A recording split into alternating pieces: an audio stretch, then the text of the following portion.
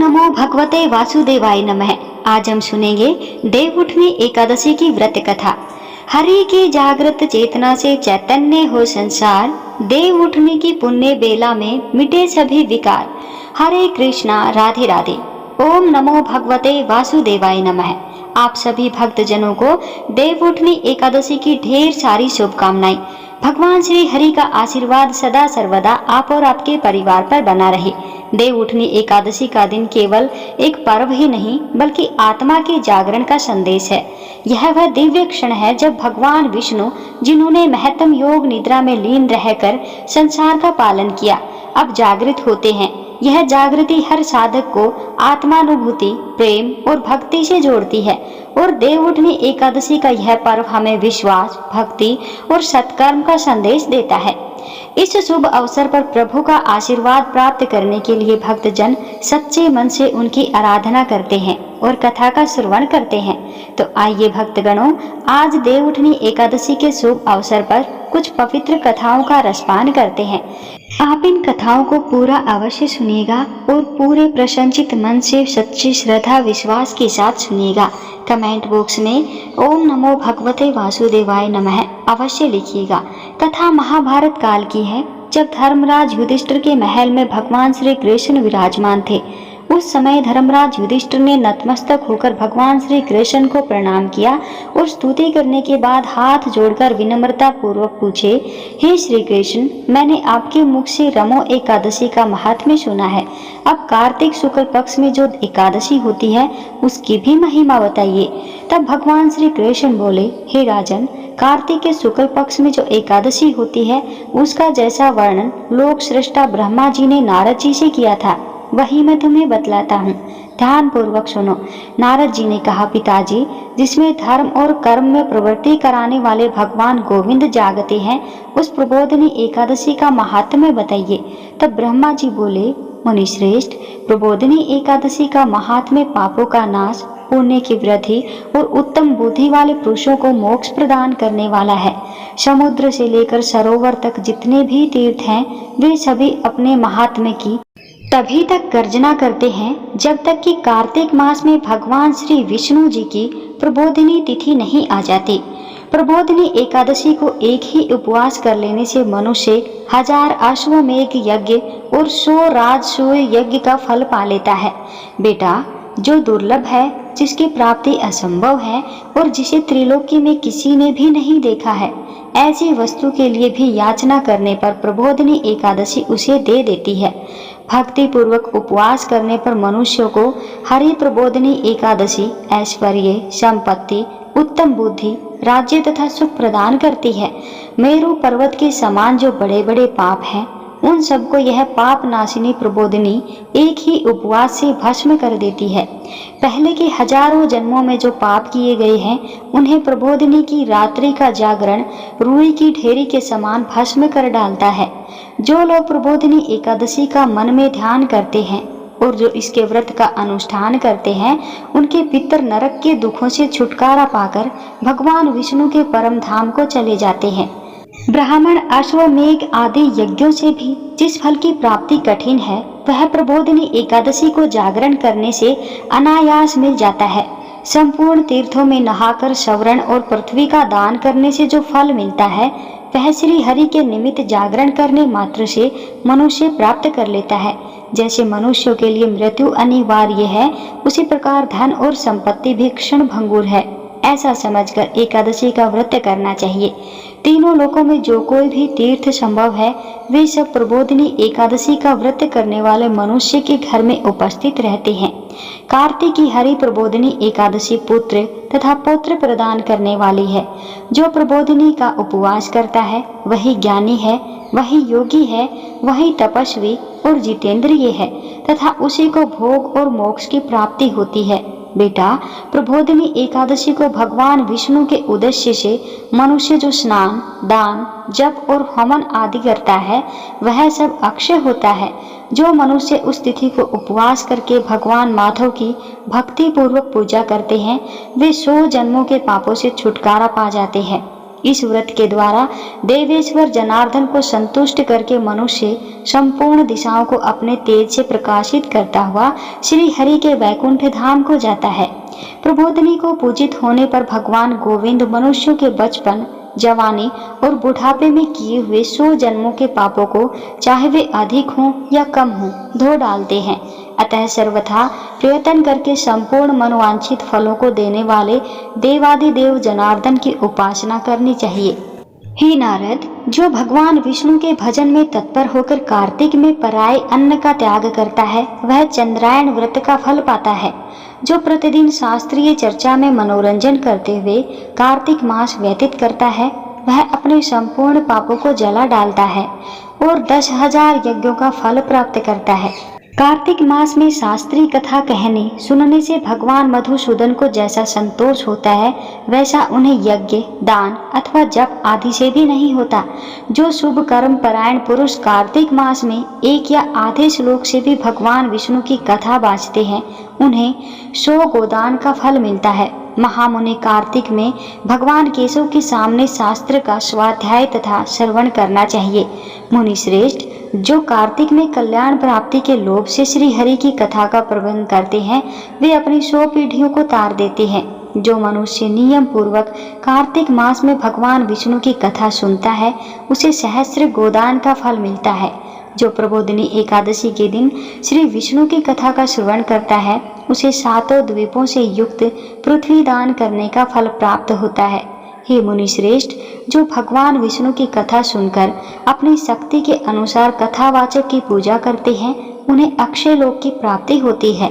हे नारद, जो मनुष्य कार्तिक मास में भगवत संबंधी गीत और शास्त्र विनोद के द्वारा समय बिताता है, उसकी पुनरावृत्ति मैंने नहीं देखी है। हे मुनि, जो पुण्यात्मा पुरुष भगवान के समक्ष गान, नृत्य, वाद्य और श्री विष्णु की कथा करते हैं, वह तीनों लोकों के ऊपर विराजमान होते हैं।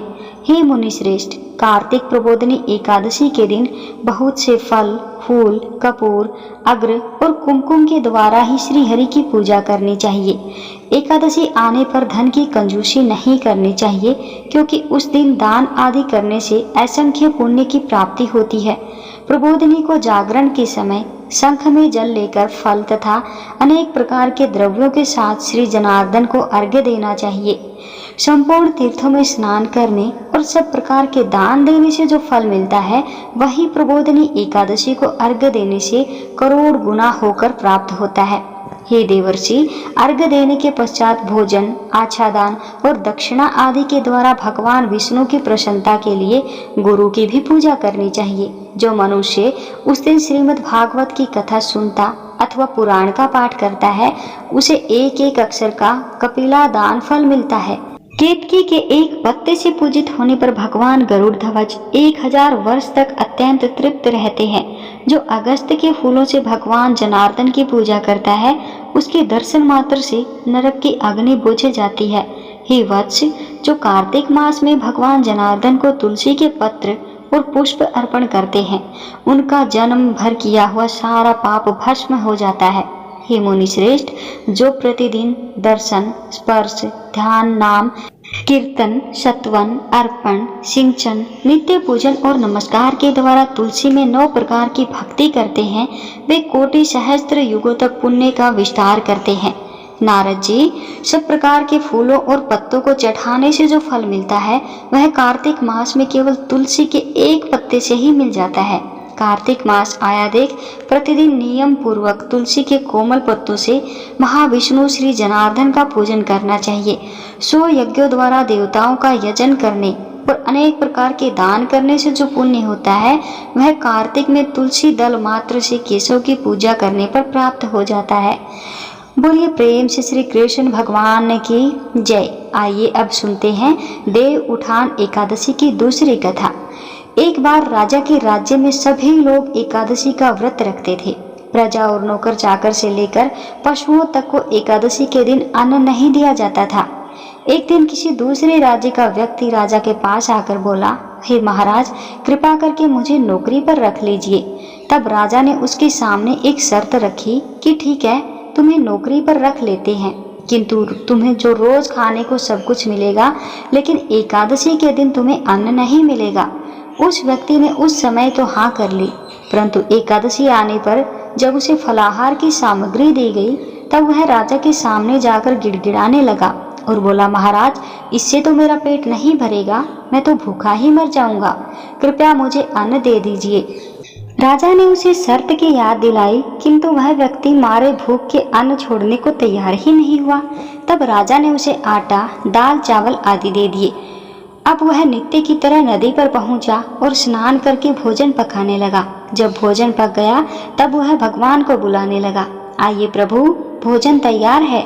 उसके बुलाने पर तुरंत ही पीताम्बर धारण किए भगवान चतुर्भुज रूप में आ पहुँचे और प्रेम से उसके साथ भोजन करने लगे।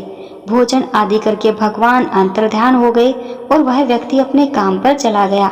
15 दिन बाद अगली एकादशी को वह फिर से राजा से कहने लगा, महाराज, अब की बार मुझे दुगनी सामग्री दीजिएगा, क्योंकि उस दिन तो मैं भूखा ही रह गया था।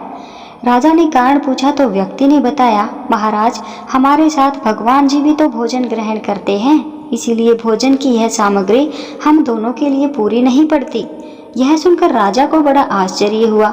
वह बोला, मैं नहीं मान सकता कि भगवान तुम्हारे साथ भोजन करते हैं। अरे, मैं तो इतने व्रत रखता हूँ, पूजा करता हूँ, दान करता हूँ, पर भगवान ने तो मुझे कभी दर्शन नहीं दिए। राजा की यह बात सुनकर वह बोला, हे महाराज, यदि विश्वास ना हो तो साथ चल करके देख लीजिएगा। फिर तो राजा एक पेड़ के पीछे छिपकर बैठ गया। उस व्यक्ति ने भोजन पकाया और भगवान को पुकारा। इसी तरह वो भगवान को शाम तक पुकारता रहा, परंतु भगवान नहीं आए। आखिरकार उस व्यक्ति ने कहा, हे प्रभु, यदि आज आप नहीं आए तो मैं इस नदी में कूदकर अपने प्राण त्याग दूंगा। भगवान फिर भी नहीं आए। तब वह व्यक्ति प्राण त्यागने के उद्देश्य से नदी की तरफ बढ़ा। प्राण त्यागने का उसका दृढ़ इरादा जानकर भगवान शीघ्र ही प्रकट हो गए और उसे रोक लिया। फिर साथ बैठकर भोजन करने लगे। भोजन ग्रहण करने के बाद, जल पीने के बाद वे उसे अपने विमान में बिठाकर अपने धाम में ले गए। यह देखकर राजा ने सोचा कि व्रत उपवास से तब तक कोई फायदा नहीं होता जब तक मन शुद्ध ना हो। इससे राजा को ज्ञान मिला। फिर वह भी सच्चे मन से व्रत उपवास करने लगा और अंत में एकादशी व्रत के पुण्य प्रताप से वह राजा सौवर्ग को प्राप्त हुआ। प्रेम से बोलिए श्री लक्ष्मी नारायण भगवान की जय। अब सुनेंगे एक और कथा। एक बार एक राजा था। उसके राज्य में प्रजा हर प्रकार से सुखी थी। वह राजा भगवान विष्णु का परम भक्त था और नियम पूर्वक एकादशी का व्रत रखता था। एकादशी के दिन उस राजा के राज्य में कोई भी अन्न ग्रहण नहीं करता था। यहाँ तक कि कोई भी उस दिन न तो अन्न खरीदता और न ही बेचता था। सभी फलाहार करते थे। एक बार भगवान ने राजा की परीक्षा लेनी चाहिए। तब भगवान श्री हरि एक सुंदरी का रूप धारण करके सड़क किनारे बैठ गए। तभी राजा उधर से निकला और सुंदरी को देखकर चकित रह गया। फिर राजा ने उससे पूछा, हे सुंदरी, तुम कौन हो और इस तरह यहाँ क्यों बैठी हो? तब सुंदर स्त्री बने भगवान बोले, राजन, मैं बेसहारा हूँ। इस नगर में कोई मेरा जान पहचान वाला नहीं है। मैं किससे सहायता मांगू? राजा तो उसके रूप पर मोहित हो गए और कहने लगे, तुम मेरे साथ मेरे महल में चलकर मेरी रानी बनकर रहो। तब सुंदरी बोली, मैं आपकी हर बात मानूंगी, पर आपको राज्य का अधिकार मुझे सौंपना होगा। आपके राज्य का पूरा अधिकार केवल मेरा होगा। और हे राजन, मैं जो भी बनाऊंगी वही तुम्हें खाना होगा। राजा तो उसके रूप पर बिल्कुल मोहित हो चुके थे, इसीलिए उसने उसकी सभी शर्तें स्वीकार कर ली। अगले दिन एकादशी का पवित्र दिन आया। अब तो रानी ने सभी को आदेश दिया कि बाजार में अन्य दिनों की तरह अन्न बेचा जाएगा और खरीदा जाएगा। उसने घर में मांस, मछली आदि पकवाई तथा परोसकर राजा से खाने के लिए कहा। यह देखकर राजा बोला, रानी, आज तो एकादशी है, मैं तो केवल फलाहार ही करूँगा। तब रानी ने शर्त की बात याद दिलाई और राजा से कहा, या तो खाना खाओ, नहीं तो मैं बड़े राजकुमार का सिर काट लूंगी। अब तो राजा बड़े असमंजस में पड़ गया। राजा ने यह स्थिति अपनी बड़ी रानी से कही तो बड़ी रानी बोली, महाराज, अपना धर्म मत छोड़िए, बड़े राजकुमार का सिर दे दीजिए। पुत्र तो फिर मिल जाएगा, परंतु धर्म नहीं मिलेगा। इतनी ही देर में बड़ा राजकुमार खेलकर आ गया। माँ की आंखों में आंसू भरे देखकर वह उनसे रोने का कारण पूछने लगा। तब माँ ने उसे सारा हाल बता दिया। तब वह बोला, माँ, मैं अपना सिर देने को तैयार हूँ। पिताजी के धर्म की रक्षा होगी और जरूर होगी। राजा दुखी मन से राजकुमार का सिर देने को तैयार हुआ तो रानी के रूप में भगवान श्री विष्णु ने प्रकट होकर असली बात बताई और कहा, हे राजन, मैं तो तुम्हारी परीक्षा ले रहा था और इस कठिन परीक्षा में तुम सफल हुए। तब भगवान ने प्रसन्न मन से राजा से वर मांगने को कहा। राजा बोला, प्रभु, आपका दिया हुआ सब कुछ है, आप कृपया हमारा उद्धार कीजिए। ठीक उसी समय एक दिव्य विमान वहां उतरा। राजा ने अपना राज्य पुत्र को सौंप दिया और वह विमान में बैठकर परम धाम को चला गया। यहाँ होती है कथा समाप्त। प्रेम से बोलिए श्री कृष्ण भगवान की जय, एकादशी माता की जय। ये थी आज की कथाएं। उम्मीद करते हैं आपको ये कथाएं अच्छी लगी होंगी। तो इन कथाओं को आप अन्य लोगों के साथ भी शेयर कीजिएगा, लाइक कीजिएगा और कमेंट बॉक्स में ओम नमो भगवते वासुदेवाय नमः, जय श्री हरि अवश्य लिखिएगा। और इसी तरह हर रोज नई नई वीडियोस देखने के लिए हमारे चैनल को भी सब्सक्राइब कीजिएगा।